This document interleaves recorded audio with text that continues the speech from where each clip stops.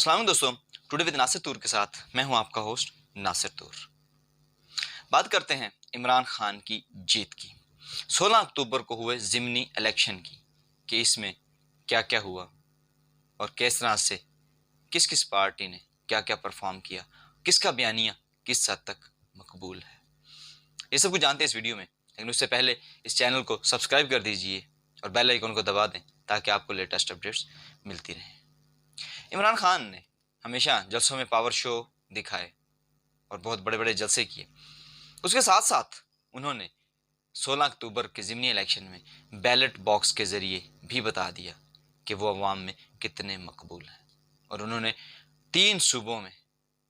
جہاں پر 11 سیٹوں پر الیکشن ہو رہا تھا ان میں سے 8 سیٹیں ون کی۔ رجیم چینج کے بعد جو بیانیہ عمران خان نے بنایا تھا اس کا نتیجہ آپ لوگوں کے سامنے ہے۔ کیا اس بیانیے کو لے کر اور اس جیت کو لے کر عمران خان حکومت کو پریشرائز کر سکتے ہیں یا اداروں کو اپنی خواہش کے مطابق لا سکتے ہیں کہ ارلی الیکشنز کروائے جائیں؟ اور 16 اکتوبر کے حوالے سے 16 اکتوبر کو جو الیکشن ہوا اس کے حوالے سے چند اہم ترین ڈیولپمنٹس کے بارے میں بات کرتے ہیں۔ پہلے نمبر پہ بات کرتے ہیں کہ بائی الیکشنز میں اکثر اوقات ٹرن آؤٹ بہت کم رہتا ہے، لوگ ووٹ کم ڈالنے آتے ہیں، لیکن عمران خان کا بیانیہ شاید اتنا مقبول ہوا کہ کراچی جیسے شہر میں جہاں لوگوں کی مصروفیت بہت زیادہ ہے وہاں بھی لوگ بائی الیکشنز میں ووٹ ڈالنے کے لیے زیادہ تعداد میں نکلے۔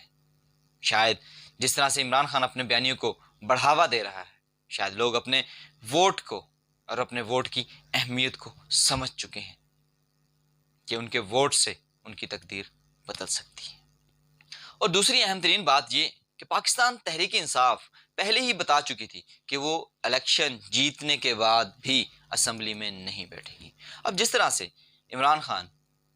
6 حلقوں سے الیکشن جیتے ہیں تو وہ صرف 1 سیٹ اپنے پاس رکھیں گے، 5 حلقوں میں دوبارہ الیکشنز ہوں گے، کیونکہ ایک شخص 1 سے زائد سیٹیں نہیں رکھ سکتا، تو عمران خان صرف 1 سیٹ رکھیں گے اور باقی 5 سیٹوں پر استعفیٰ دیں گے۔ عوام یہ سب کچھ جانتے ہوئے بھی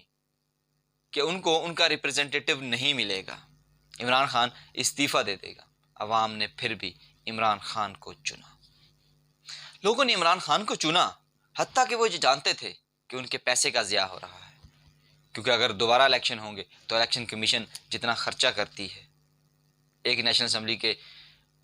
الیکشن پر جتنا خرچہ آتا ہے وہ سب عوام کی جیبوں سے جانا ہے۔ لوگوں نے اس بات کی پرواہ کیے بغیر کہ ان کو ریپرزنٹیٹیو بھی نہیں ملے گا، انہوں نے عمران خان کو ووٹ دیا،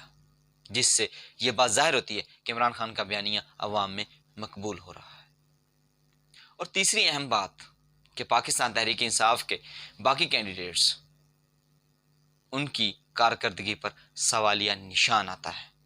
کیا عمران خان نے غلط لوگوں کو ٹکٹس جاری کر دیے اور عمران خان کے قریب ترین ساتھیوں کو وہ سپورٹ نہیں ملی، وہ ووٹ نہیں ملا جو عمران خان کو ملا؟